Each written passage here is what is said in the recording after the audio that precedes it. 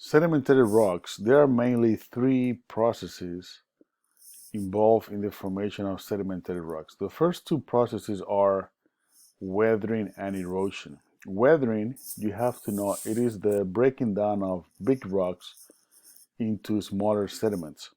And erosion is the the transportation of these sediments from one location to another one. So weathering and erosion are always working together.